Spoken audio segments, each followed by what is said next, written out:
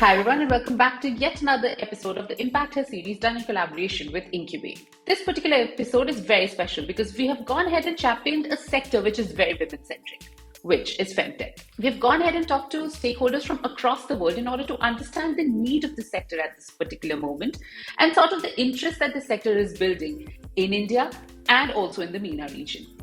We have talked to Sophie, who is from Nabta Health, and we have also talked to Evelyn, who is from MyAva, who are two pioneers in terms of companies in the MENA region and India when it comes to the FemTech sector. With that, let's just jump into the conversation.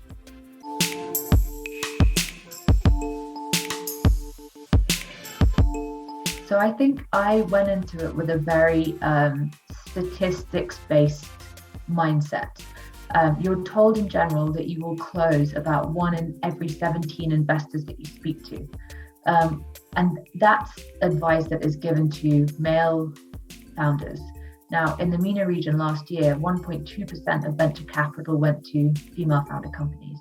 And I've tried to articulate this on a number of occasions, what that actually feels like. It means if I was sat next to my brother in a room pitching the exact same idea, and to 100 investors, 99 of them would put their money in him, and 1 of them would give their money to me. That's what that statistic feels like. That's what it feels like. You are pitching for 1%, and you're assuming that you need to speak to 17 times the number of that 1% of investors that you'll actually close. So for our seed round, we actually we needed to raise in March 2020 as the pandemic was hitting. We tried for about 4 months, gave up because nobody was investing in a less risk-averse way. Investments became, even in health tech, much more conservative. Either it was entirely focused on SaaS solutions that could connect players for telehealth, or it was into things that they were comfortable with already, which meant B2B healthcare solutions, predominantly B2B solutions run by male-led founding teams. And so we stopped. We made it through COVID. We reopened the round in March 2021, and we actually raised and closed it with 20 angel investors and 2 angel syndicates. I think in total, I reached out to about 350 funding bodies. So that's institutions and grant-making organizations around the world, and probably spoke to close to 100 angel investors to close the investors that we had. What was really interesting about the process was we decided at the outset to create a special purpose vehicle to allow us to take very small tickets from angel investors, as little as $1,000. We didn't want to exclude people who were very excited about what we were building on the basis of ticket size.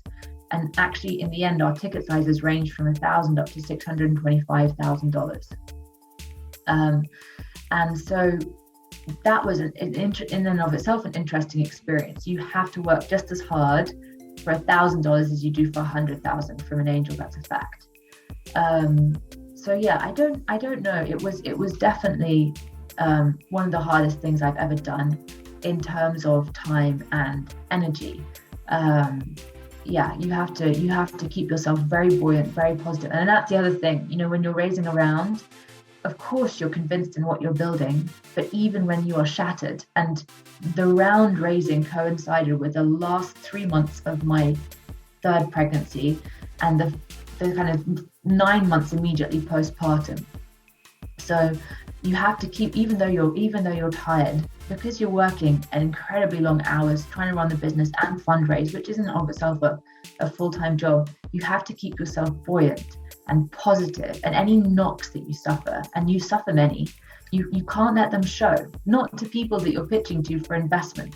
I think one of the things that also becomes difficult when you're raising from angels is that you choose these people as angel investors because they have value that they can add to your business. All of our angel investors are strategic. They are brilliant people, but they are also brilliant in an area of subject matter expertise that adds value to the company. And over time, we speak to our angel investors on a regular basis. Some I speak to almost daily. They become your friends. And then in your friends, what would you normally do when you're having a difficulty? You'd want to confide in them. But you can't confide company-related or even personal difficulties in angel investors because they have a capital and then an emotional investment in you. So you end up with all of these people who are incredibly supportive of you, willing you to succeed, who you can confide nothing in. You know, all of those struggles, all of the doubts, if you have them, all of the tiredness, you carry yourself, and you have to become very conscious of the fact that in this great entrepreneurial game, you have people that you can lean on for specific things, but the only person who is going to get you through everything and is going to be there for you no matter what is yourself.